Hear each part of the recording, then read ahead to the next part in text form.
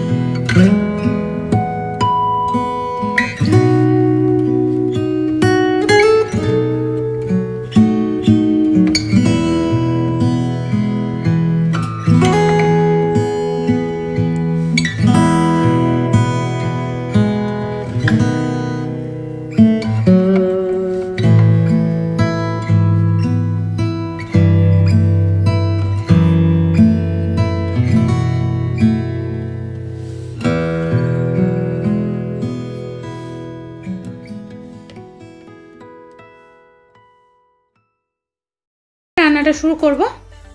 তার জন্য gas on করে কড়াই বসিয়ে কড়াইতে প্রথমে দিয়ে দিচ্ছি 2 টেবিল স্পুনের মতো সরষের তেল। তেলটা এখানে খুব ভালো মতো গরম হয়ে গেছে। তেলের মধ্যে দিয়ে দিচ্ছি অল্প পরিমাণে লবণ আর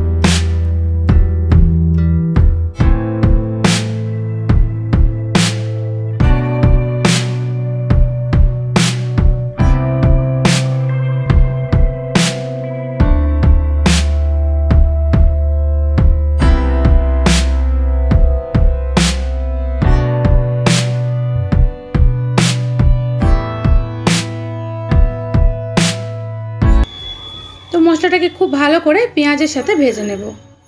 আর যাতে করে কড়াইয়ের গায়ের সাথে লেগে না যায় সেই জন্য মিক্সিং জারটা ধুয়ে অল্প পরিমাণে একটু জল অ্যাড করে দিলাম। জল অ্যাড করে মোটামুটি মশলাটাকে লো টু মিডিয়াম ফ্লেমে বেশ ভালো করে ভাজা ভাজা করে নিলাম। দেখুন বেশ শুকনো শুকনো হয়ে গেছে মশলাটা। এবারে আমি এর মধ্যে দিয়ে দিচ্ছি হাফ টিস্পুন পরিমাণে হলুদের গুঁড়ো, দিচ্ছি 1/3 টিস্পুন পরিমাণে রেড চিলি পাউডার মানে লাল লঙ্কার গুঁড়ো, দিয়ে দিচ্ছি হাফ টিস্পুন পরিমাণে জিরের গুঁড়ো আর 1/3 টিস্পুন পরিমাণে ধনের গুঁড়ো। এবারে খুব ভালো করে সমস্ত মশলা একসাথে কষিয়ে নিতে হবে। এখন কিন্তু আমি এর মধ্যে জল অ্যাড করছি না, একদম গ্যাসের ফ্লেমটাকে লো করে দিলাম, দিয়ে খুব ভালো করে মশলাটাকে সমস্ত কিছুর সাথে কষিয়ে নিচ্ছি। একটু ভালো করে নেড়েচেড়ে কষিয়ে নিয়ে এর মধ্যে অ্যাড করছি অল্প পরিমাণে জল। জলটা দিয়ে মশলাটাকে আরও একবার খুব ভালো করে কষিয়ে নিতে হবে। দেখুন মশলাটা আরও বেশ ভালো করে কষিয়ে নিলাম, কালারটাও কিন্তু একেবারে চেঞ্জ হয়ে গেছে। এইবারে এর মধ্যে অ্যাড করে দিচ্ছি সেদ্ধ করে রাখা আলু। আলুটা দিয়ে মশলার সাথে আলুটাকে খুব ভালো করে কষিয়ে নেব, এতে করে আলুর মধ্যে মশলাটা খুব ভালো মতোভাবে ঢুকে যাবে। তো আলুটাকে একটু নেড়েচেড়ে কষিয়ে নিয়ে এর মধ্যে একই সাথে ভেজে রাখা ডিমটাও অ্যাড করে দিচ্ছি। এবারে ডিম আর আলু খুব ভালো করে সমস্ত মশলার সাথে কষিয়ে নেব।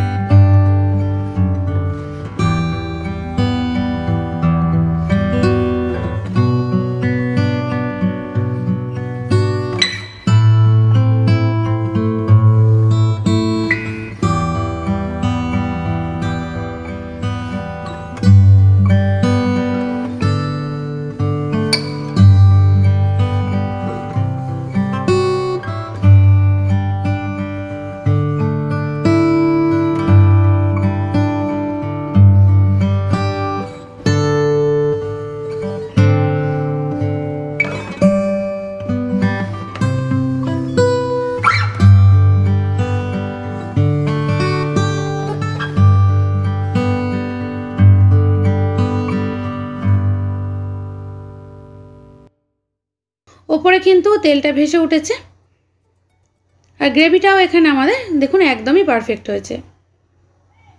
এইভাবে ডিম কষা বানালে খেতে কিন্তু জাস্ট অসাধারণ লাগবে। আর আমি যে ডিম কষাটা বানিয়েছিলাম সেটাও কিন্তু খেতে অসাধারণ হয়েছিল। তো সব শেষে দিয়ে দিচ্ছি টেস্টের জন্য একদম অল্প পরিমাণে ধনেপাতা কুচি। আপনারা চাইলে ধনেপাতা কুচিটা দিতেও পারেন আবার নাও দিতে পারেন। আর যদি মনে করেন এর সাথে অল্প পরিমাণে একটু ঘিও অ্যাড করতে পারেন।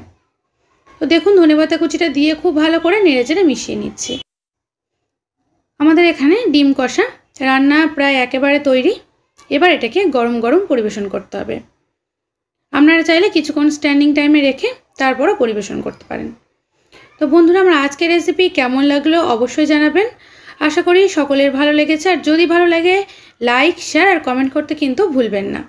আর এইভাবে একবার বাড়িতে ডিম কষা বানিয়ে দেখুন, গরম গরম ভাতের সাথে অসাধারণ খেতে হয়। আজ তাহলে এই পর্যন্ত, আবার হাজির হব নতুন কোনো রেসিপির সাথে। সবাই ভালো থাকবেন, সুস্থ থাকবেন, ধন্যবাদ।